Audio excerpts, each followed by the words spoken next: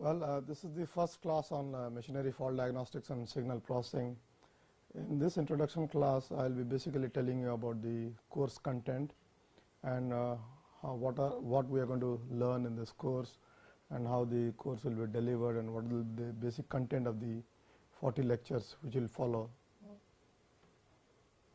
Well, this course will be actually in 5 modules. Okay. And before that, let me tell you, if you want to know anything more about this course, you can always go to this website, which will be periodically updated with handouts on your question papers, tutorials, quizzes, etc. So I will be letting you know when to go and see that website. But as I was coming back to this 5 modules, the very first module is on the maintenance principles. And question is, in a machine, the idea is, what is maintenance and what kind of maintenance are available to us. And then the question comes, can I just use and throw a machine, or do I need to invest to keep it running? Okay, these are serious issues. I mean, you think of a steel plant. I mean, obviously I cannot afford to lose a blast furnace. I cannot afford to lose a rolling mill. Yeah, but certainly I can afford to lose a few motors and pumps here and there. Okay, so you all can realize, it depends on the cost of the capital equipment involved. It depends on the criticality of the equipment involved. So our maintenance efforts will be proportional to the criticality of that equipment, to the strategic importance of that machinery, etc. So there are techniques which will let us know, like which kind of maintenance. Of course, we do not know what are the available maintenance to us, but we will, once we know in the second lecture what are the maintenance principles available to us, and knowing that, in the third lecture we will try to know by a method which is predominantly used by a lot of industrial engineering engineers, is this failure modes, effects and criticality analysis, or which is known as FEMICA. How by FEMICA we can decide as to what kind of maintenance is to be done where in a large plant. Okay. Is it always a breakdown maintenance? Is it always a predictive maintenance? Is it always a periodic maintenance? So these are issues which we will understand. And of course, always people ask this question, well, when is my machine going to fail? I have maintained my machine, it is running nice, but then I would like to know how long is it going to live. So once we have diagnosed the faults in the machine, people always are interested in to know the remaining useful life of the machine.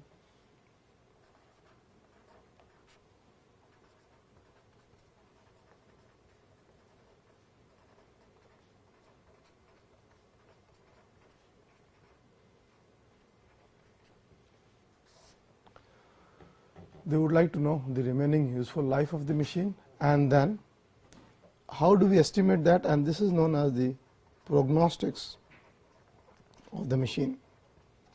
So we will discuss regarding certain case studies on the machine prognostics, and then once we know about the diagnostics. So these 4 lectures will be in the module 1, that is the introduction, followed by the maintenance principles, then failure modes, effects and criticality analysis, then followed by fault diagnostics and prognostics. Now let me tell you briefly something about this maintenance. The focus of this course will be something towards what is known as CBM, which is condition based maintenance. That means I have to know the present condition of the machine. Well, question is, my machine is running. How do I know its present condition? Well, when the machine is running, it gives us certain signals. We hear a sound coming out of it. We feel its vibration. We feel its temperature going up. So these are the telltale signs or the signals which convey what kind of condition the machine is presently in.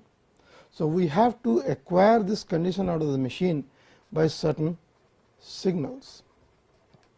Now the signals could be visual, could be tactile, could be electrical, could be vibration and so on. But again, worldwide about 70% of the cases in the industry are through vibration based CBM.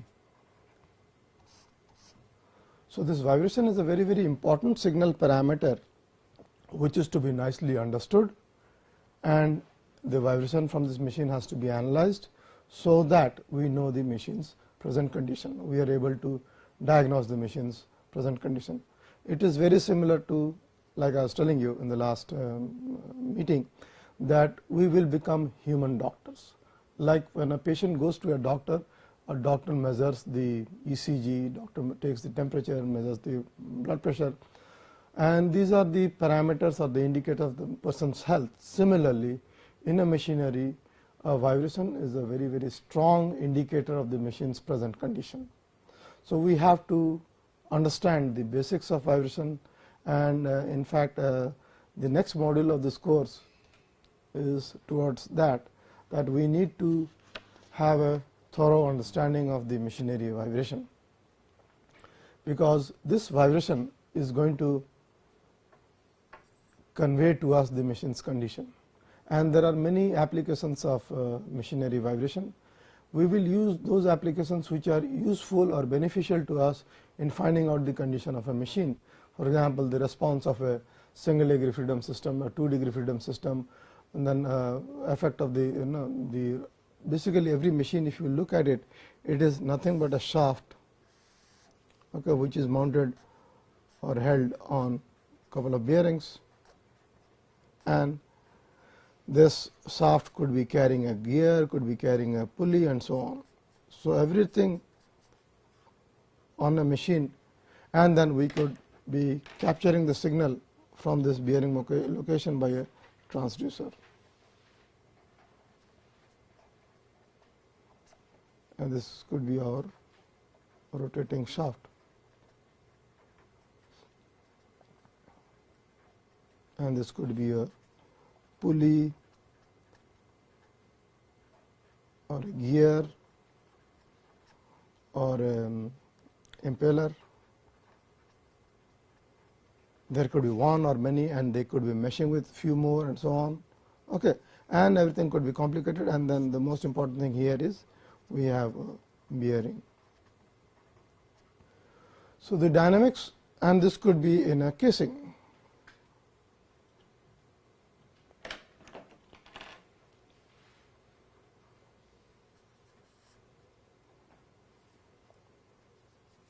And then we have our very basic machine. Okay. Now, this machine could be coupled with another machine and so on, with a coupling. Okay.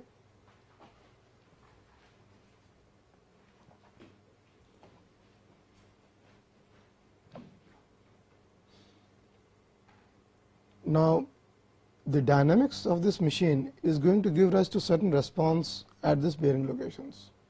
This response could be a linear vibration in terms of a displacement, it could be a rotation theta. So, these responses which are maybe vibratory in nature are actually the signals which has to be analyzed by us, analyzed or interpreted,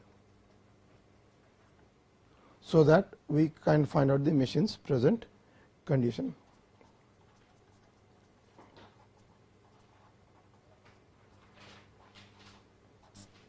Okay.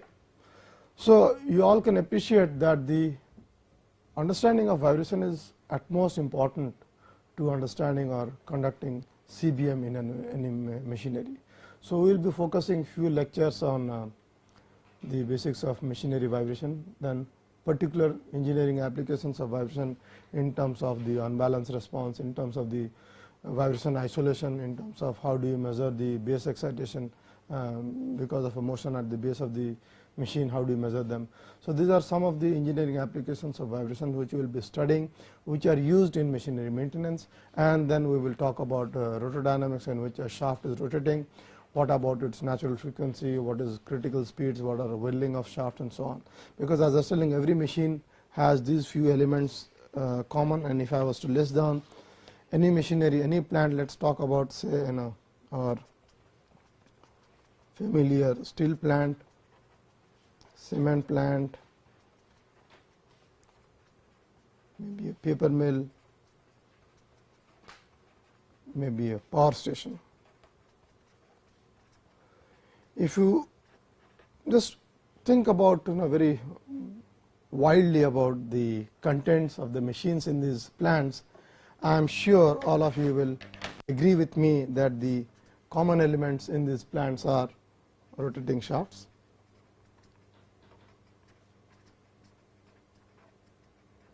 okay. There will be bearings, there will be gears.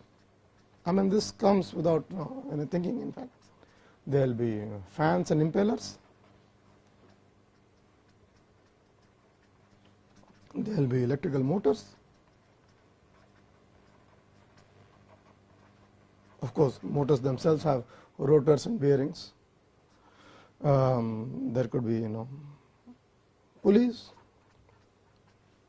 chains, belts, etc. So, you talk of any plant, these are the very common basic machine elements which are present in those machineries. Okay. It is very similar to you talk of 10 different human beings, but they all have a heart, they all have a lung, they all have a liver. So, these are in fact the organs of the human being. So, they are the organs of the machines. Okay. We are going to eventually become machine doctors, right.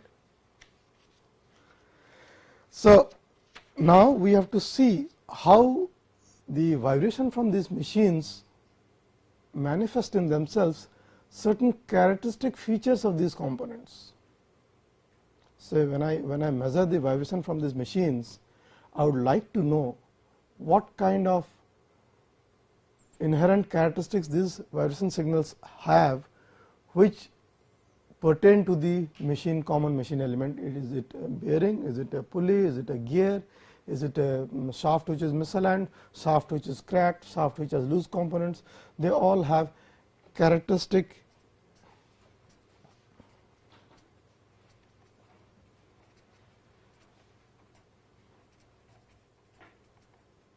vibration signal, all these common machine elements. So, this helps us do a fault diagnosis in that machine. For example, just for the sake of an example, I will give you, say for example, which we have not studied here, but then I will briefly introduce you to what is known as a vibration frequency spectrum, certain vibration. Suppose a good bearing has certain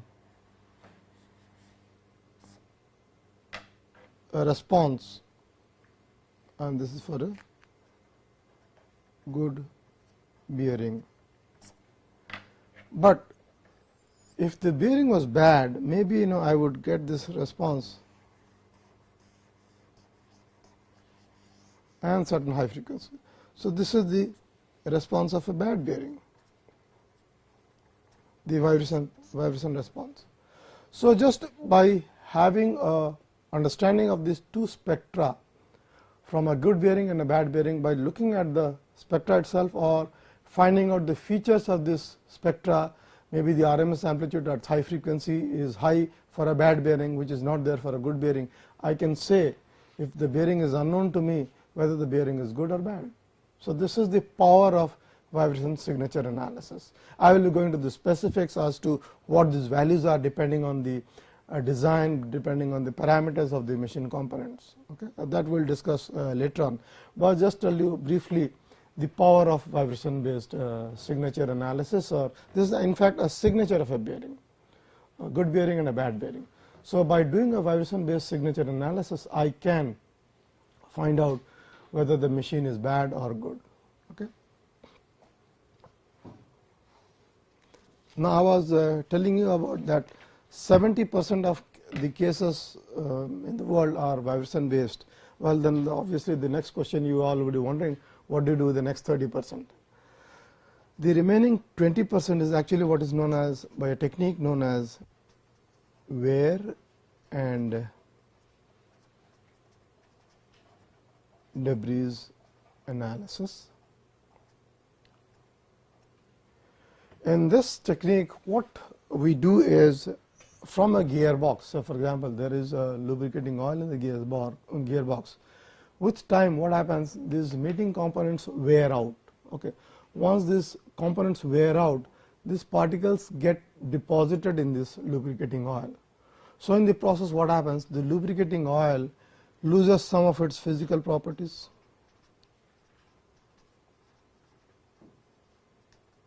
Okay.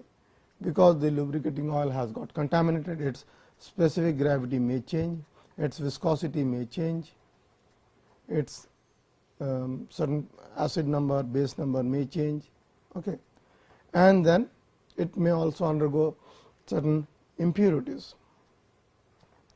And in fact, this is what is known as the oil analysis. And next is, these impurities themselves could be analyzed. By impurities, I mean the wear particles.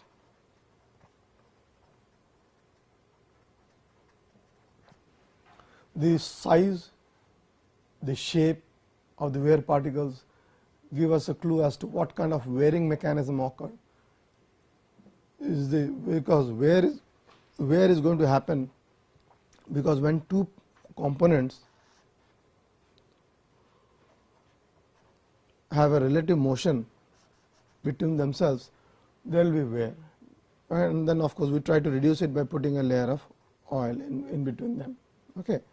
So, these particles which get removed from this wearing components because of friction will get deposited in the oil.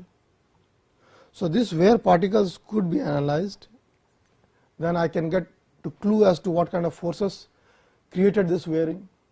So, wear debris analysis is an indirect method of finding out if there are abnormal forcing conditions in the machine. Okay. Normal wear happens, but suddenly you see the composition or the percentage of wear particles has increased drastically, you can understand that something is really wrong with it, and then that is why we have to take care of how to reduce this excessive forces. Another is, because this lubricating oil has been subjected to such impurities, it is going to lose its properties. So, we can do the property measurement of this lubricating oil and get some clue as to what is wrong with this machine. And this is usually done in the nearly about 20% of the cases do wear and debris analysis. But the problem with wear and debris analysis is that we cannot do this right at the gearbox, right at the place where we have picked up the oil, because the wear particles themselves could be of the size of 2 micron to about 30 micron. Okay. And imagine our say for example, a coal mill or a cement plant. I know if you have been to such plants, they are very dusty. The amount of particles in the air which are suspended are more than 2 micron and 10 micron. So, we are going to contaminate, once we do such an analysis right there in the plant, we are going to contaminate the oil ourselves, and that is going to give us a wrong reading. So, there are procedures as to how we need to sample the soil, what is the procedure, so that we do not contaminate it during the sampling. And once we have sampled it, we take it back to a specialized lab, wherein we try to do the analysis, find out the properties of the soil, properties of the lubricating, properties of the contaminants and so on. And the remaining 10% of the cases of CBM are what is known as the NDT, non-destructive tests, like in ultrasonics, could be X-rays or radiography, could be thermography, thermal imaging. Okay. Another very important and upcoming area is what is known as this motor current signature analysis, MCSA. This means, for example, if you think of any electrical motor or any mechanical unit, and there is a coupling, and it is driving a blower, they are all on a foundation.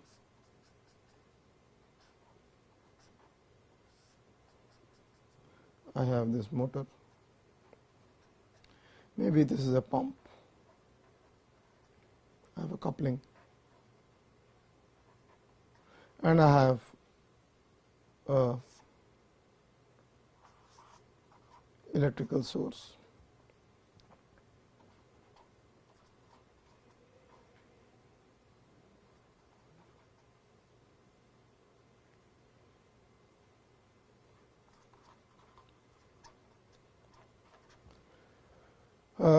A very interesting thing happens is, all of you would have realized, for example, if I talk of a motor, the supply current to this motor is usually a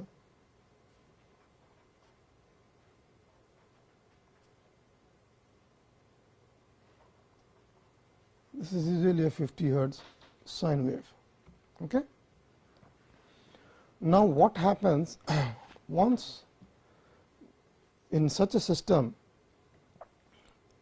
if this pump there is a fault, what it is going to give is, it is going to give a load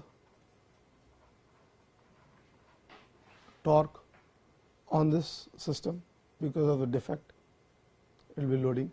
So, there will be a torsional load on this electrical motor. Okay. And this torsional load has a frequency which is characteristic of the defect frequency of this mechanical unit, which is the pump. Now, because of this torsional load, what happens? This motor is subject to a torsional loading, and the rotor of the motor undergoes a torsional oscillation. And because of this torsional oscillation, the flux or the current drawn by this gets an additional torsional oscillation. So, the current no longer becomes a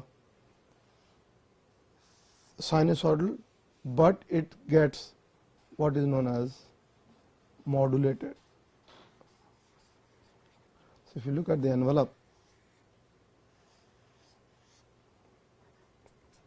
we will discuss this in detail, but just to tell you about this. So, this will the motor current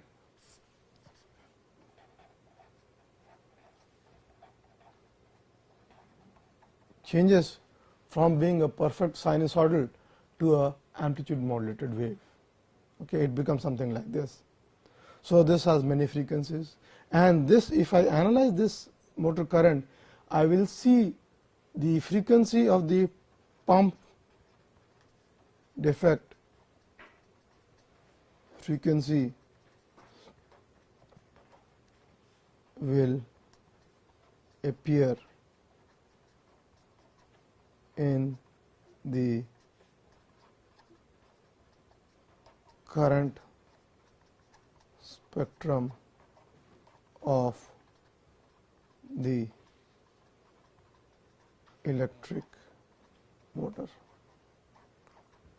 This is a very strong and a very powerful statement with lot of engineering implications. In the sense, imagine I am having a pump, okay. Say for example, a submersible pump which is underground. I have no access to the pump, okay. But sitting somewhere in the control room, I would like to know the condition of the pump. Obviously, I cannot go down under the ground and put an instrumentation to measure the vibration of this pump. So, how do I measure or monitor the health of such a pump? So, in the control room, if I was able to measure the current drawn by the electrical motor, and if I do such an analysis, I will obviously get a clue as to maybe the pump's defect frequency will show up in the spectrum, and this is very, very powerful technique. In fact, in IIT we have been working in this area about the last decade, and we have been very successful with gearboxes. In fact, now we have a patent that with any rotating machines you can find out from the current spectrum the fault in that rotating machines.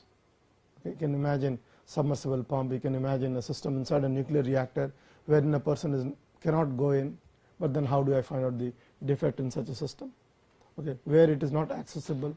And compared to vibration measurements, the measurements of current is really very easy, and then we can very easily remotely do it and analyze it. In fact, this I still want to put it in an upcoming area of CBM, and just to let you know, I was talking about the signals. Okay, now of course signals from the machinery to the place where we are doing an analysis, the signals have to be drawn by a cable. But nowadays the technology is such that we need not even have cables, it could be all through wireless. Okay, I could be sitting here maybe with an iPad or an iPod, and then or with your mobile, and then try to remotely find out what's happening to my gas turbine in Alaska. Okay, it's not a science fiction, it is possible. Okay, we can know what's wrong with the gas turbine which is running in Alaska, perhaps. Okay, through wireless communication, through the internet. Okay, you have certain transmitters, carry the signal over the wireless, download it here at Kharagpur, and then try to analyze it on your laptop. Okay, this is possible, and we will do it. Okay. So, as I was telling you, this is what is how this 100% of remaining 10% of the condition monitoring is done. But by now, so vibration is a very, very important subject which is to be well understood, and which will be used predominantly in this course towards condition based monitoring maintenance. And as I was telling you, in CBM I have a machine, I have to put a transducer to capture some signal, and I have an analysis unit. This could be a transducer. Okay. And then this analysis unit is in different types. So, if you look at the lecture number 8, that is on time domain signal analysis, the basic signal which comes out of the transducer, as you see in an oscilloscope, I am sure all of you would have used oscilloscope excuse me in your undergraduate. So, by doing a time domain analysis of such signals, we can find out the features of the signal in terms of its certain time domain features, like its RMS values, mean value, kurtosis, crest factor, etc. I am sure in your first year electrical circuits you would have studied sine wave, cosine wave, and you must have done the integration to find out the RMS value, okay, mean value, max value, crest factor, etc. And these are actually the indicators of the signal, and such analysis helps us. For example, a machine is bad, its RMS value of the signal is going to go up. Its bearing is bad, its kurtosis value is going to go up. So, by simple time domain analysis, we can find out certain features of the signal which will be telling us the condition of this machine.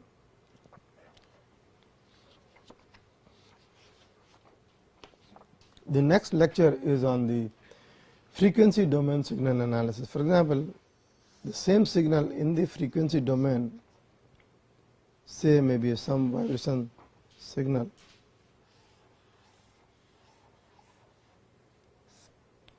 This could be component A, component B, component C, component D. Every component in a machinery, for example, I have a machine,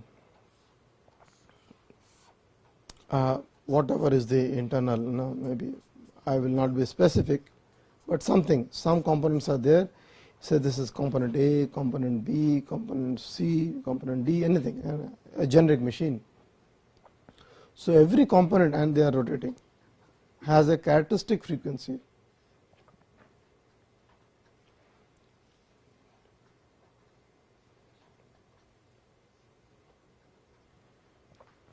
It is like the signature of the machine. Okay. So this signature is going to change if the machine's condition changes. Okay. So this is what is going to happen. The signature could change in the form, maybe one component could be increasing with the time. Okay. So these are, if I put certain base level, I will get alarmed that, well, something is wrong with this machine.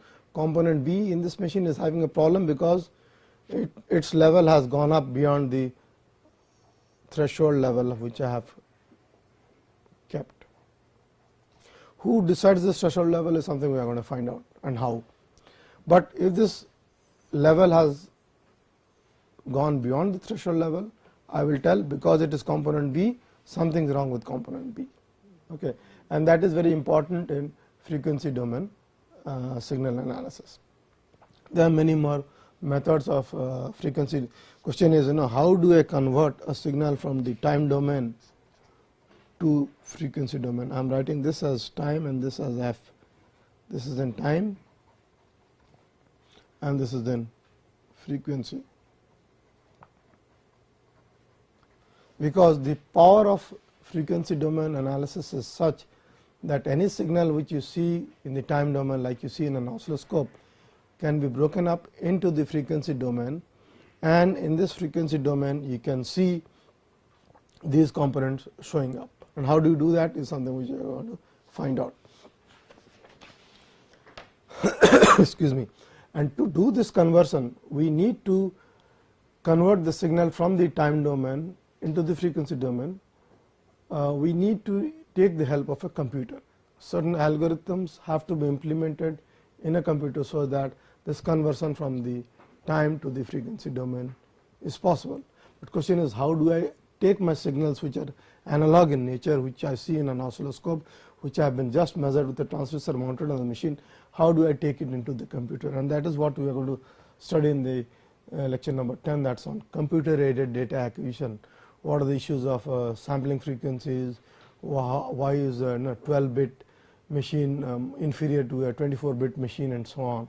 What is the need of amplitude resolution, how small a signal can we detect, how fast a signal can we sample or store. Because see, for example, in a real world machine, if I have a real world signal in the time domain, okay, something like this, if I take this signal into the computer, I should be also getting it like the same values, because computer only stores numbers in forms of data points. Okay.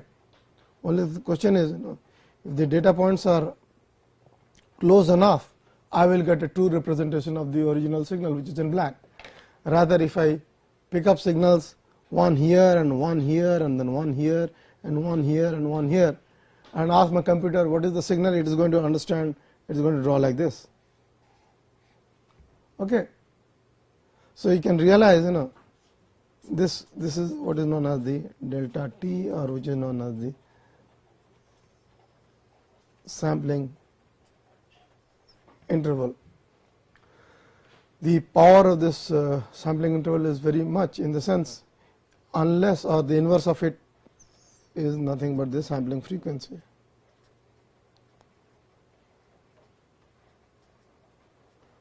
To retain the features of the signal, I have to always sample at a much higher rate. There are certain theorems and algorithms for that, which I will tell later on. So, computer aided data acquisition is a process by which I should not lose my real world signals because of some interpretation my computer has done, then otherwise all my interpretation will be wrong. So, computer is a fool, I mean whatever you give it, that is what it is going to interpret. So, if I give him something wrong or if my algorithm is such that it interprets it the way it understands and not the way I understood, then there is a problem. Okay. So, we have to ensure that the computer faithfully reproduces the original analog signal which is there out of this machine, and then computer of course store this data in digital form, digital data. Okay. Now, once this signal is inside the computer, I can use many mathematical algorithms to analyze the signal. In fact, the subsequent lectures on FFT analysis, modulation, sidebands, envelope analysis, subsystem analysis, order tracking, etc., they are all signal processing parameters which will be used by the computer to understand or find out the features from the signal in a much better way, in a very convenient and easy method, so that we can interpret the fault in that machine. Okay. Modulation and sidebands, I was just telling you about the case of that pump which is driven by a motor. The motor current is no longer a sinusoidal wave, it is no longer pure tone or a pure tone, but it becomes amplitude modulated. And if I do an analysis, an FFT analysis of such modulated signals, I will get certain sidebands, and this is very powerful way of understanding the signal. And envelope analysis is trying to find out the low frequency modulated wave which is carried by this high frequency modulated signals. Subsystem analysis is very powerful in the form of finding out the families of sidebands in gearboxes. Right now I just wanted you to know about these terms, we will be discussing about them in detail, but being an introductory class, I will be just telling you certain terminologies which we are going to study in this class, in the subsequent classes. And order tracking is very powerful. When the machine speed change, the phenomena, if you are doing a frequency analysis, the frequency is going to change. So, if I am doing any signal averaging, but if I am not doing order tracking, I will lose the identity of the machine. So, order tracking is useful to find out certain important characteristic frequencies in a condition where the machines are changing, having a speed change. So, these lecture 8 to 15 will be covered mostly in the module 2, and that will be mostly towards signal processing. And when we do this signal processing, I will be using like I was telling you certain I will be taking the help of Excel to draw certain curves and then I will be taking the use of using a MATLAB to large extent in this course on signal processing. MATLAB. And I understand in our campus we have licenses for MATLAB, so you all can install them in your laptop and then use them, and wherever possible I will try to give small examples on MATLAB to do such analysis.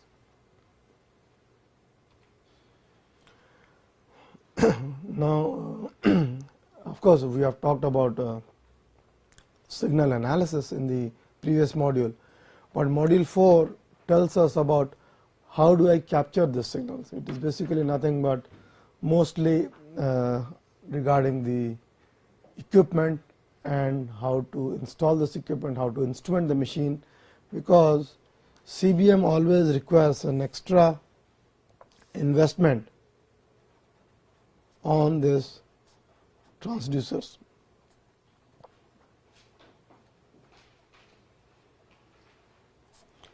We have talked about vibration excuse me vibration monitoring.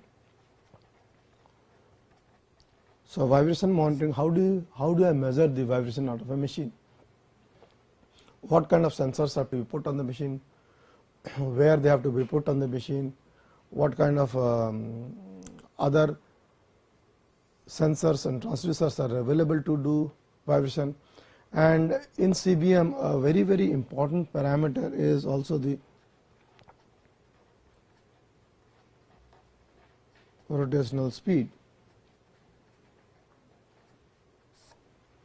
How do I measure the rotational speed of a machine?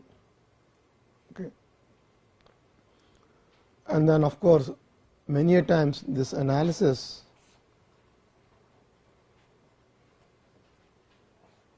is not done in real time. Sometimes the technician or the engineer will go around the shop, instrument and record it, and then later on in your lab or in your analysis unit you can always pull up data from the recorded unit and do an analysis. So how do I record it? Once I record it, am I able to store the data in the exact form it was while it came out of the machine? I am sure all of you must have recorded your voice signals and you hear it out, and then sometimes it sounds different because of the frequency bandwidth. Okay. Sometimes a CD sounds better than a cassette tape. It is only because of the frequency bandwidth. So there are issues of the media, the frequency bandwidth of recording, okay, the resolution of the recording, etc. So these are issues which have to be understood, and I was just telling you about the remote monitoring.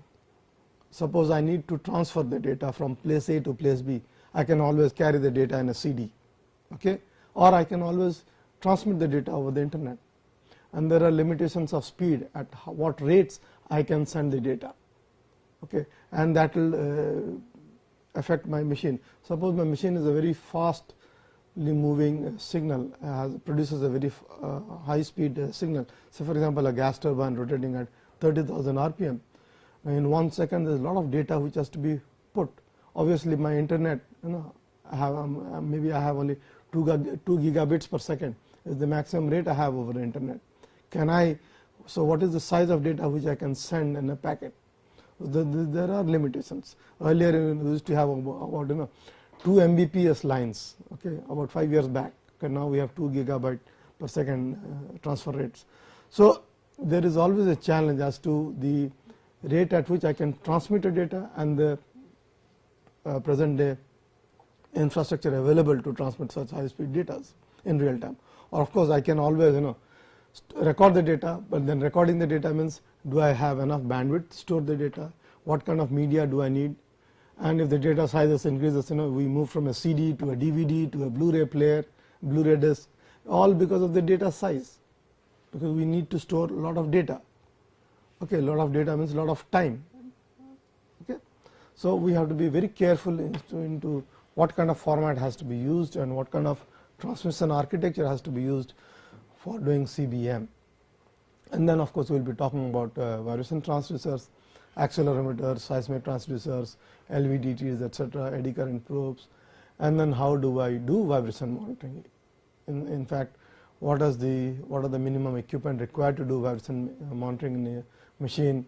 It could be a pump, it could be a generator, it could be a turbine. So what are the equipment required? How do I install? Where can they be subjected to harsh environment? Can they be subjected to high temperatures, nuclear radiations? And there are issues.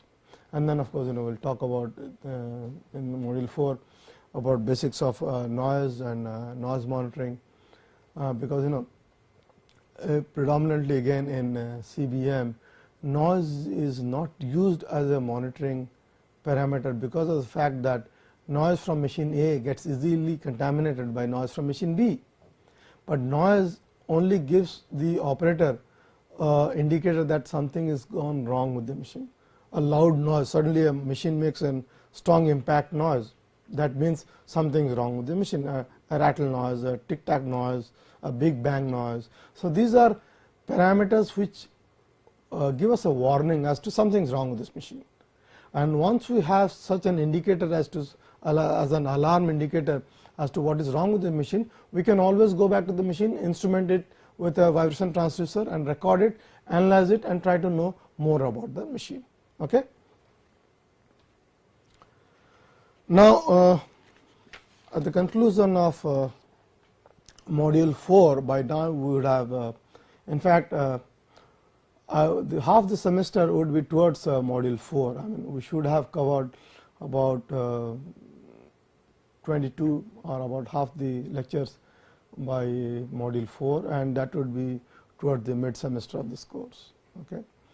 And then comes actually the application of all this signal processing techniques, the instrumental technique which you have studied in this course, using it for practical analysis of particular defects, like defect in a heart, defect in a lung, defect in a liver. Similarly, unbalance, once we have detected unbalance in a rotating shaft, how do I do a field balancing in situ, or suppose there are two shafts which are supposed to be perfectly aligned by a coupling, but they will not be aligned, and one of them there will be small angular or a small offset misalignment. And of course, they will be all supported on bearings. Okay. So, if there is a misalignment, which is there in fact in all machines, what are the characteristics of such misalignment vibrations, how do I reduce them, and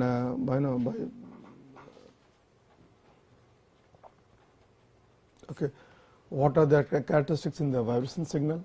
Suppose I have a vibration spectrum,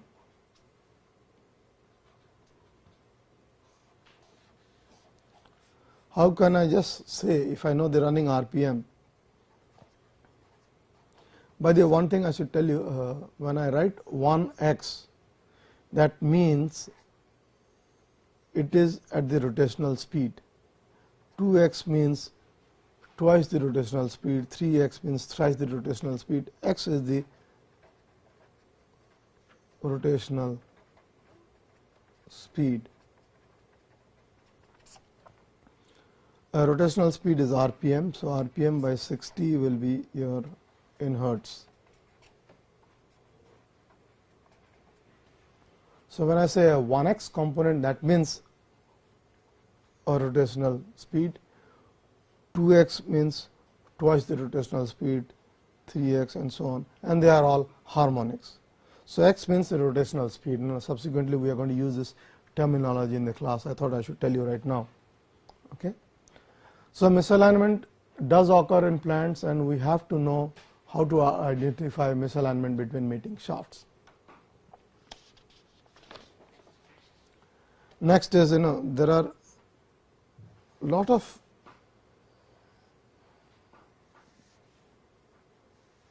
applications wherein cracks develop in shaft. Okay. So, how do I detect the crack in a shaft? Can you imagine? I mean, you're having a, just give an example. Looking at this drawing, you all can understand what I am coming at.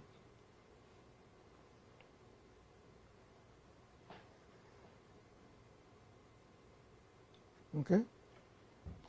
So, this is a railway axle. Suppose there is a crack on this axle which goes unnoticed, and the train is running. You know the consequences now. Okay. Now, this is one way of it, looking at it. Suppose this crack is inside this axle, a crack is developing. Okay. What could go wrong with it? Okay. How do you detect it? First is, how do you detect it? So, crack is not visible to the outside, crack is in another case, crack is there on the shaft. So, how do you detect such cracks? by vibration analysis, and another is by ultrasonics. How do you use ultrasonics to detect cracks which occur inside the shaft? And many a times, next is lot of components on a shaft where there are pulleys, gears. There are cases wherein things will be loose. Okay. Once things become loose, how do I detect looseness in the system?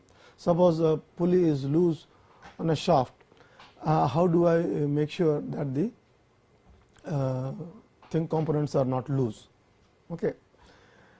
And then looking at the different other components like ball and journal bearings. I was telling you about every component there is a ball. bearing or an anti-friction bearing, how do I detect the defects in such ball bearings, defects in gears, compressors, pumps and turbines. So, these are cases which we will be seeing subsequently in module 5. And then the module 6, I mean till module 5 predominantly all the topics will be through vibration monitoring, and the module 6 is the remaining 30% of the CBM, which I was telling you about, wear debris analysis, NDT, ultrasonics, motor current analysis, and this is what we are going to study about. In fact, the lecture number 32 and 33 is on contaminant analysis and oil analysis. So, we will be studying what is known as the wear debris analysis in chapter lecture 32 and 33, and then 34 and 35 is towards fault detection itself in electrical motors, transformers, and how do I use motor current signature analysis for fault detection in mechanical systems, as I was just telling you the case of a submersible pump. And the lecture on 36 is on thermography, because as you will know, if there is loose contact between conductors, there will be arcing and there will be heat generation. If there is a misalignment because of friction, there will be heat generation. So, by detecting the heat generated at a bearing location, at a coupling location, at a contact point of an electrical switch gear, I can tell what is wrong with that machine. So, thermography is a very, very powerful non-contacting method of finding out fault in a mechanical system. Ultrasonics, again, I was just telling you the example of this shaft which has a crack in the inside, which is not visible from the outside. How by using an ultrasonic probe we can detect the crack in say for the case of a railway axle. We have a a railway workshop next door in Kharagpur, wherein every train axle comes for a periodic ultrasonic inspection. They have a particular schedule at which each and every train axle, railway axle, is tested for ultrasonic flaw detection or crack detection, mind you. In fact, I know in Sweden there are places wherein they have camera installed in the platform itself, below the platform, so that they will take the image of the bearing, thermal image of the bearing, and then transmit to a central database to tell you the condition of the bearing. I am sure you all would have noticed, even in the railway stations nowadays, you will see that Kalasi going with an infrared temperature detector. Sometimes they used to have a rod, they used to feel if the bearings are hot or not. I don't know if you have seen that, but you will see that in Kharagpur railway station when you wait for the trains. There will be a guy who will be coming and checking all the temperature of the bearings by infrared thermometer. Okay, and that is a lot of practical applications are there in thermography. And then we will talk about ultrasonics, acoustic emissions, radiography, and I will conclude this course with a few case studies from the industry, from steel plants, paper mills, ships, etc. Okay, and with this I would close this introductory lecture on machinery fault diagnostics and signal processing. Thank you.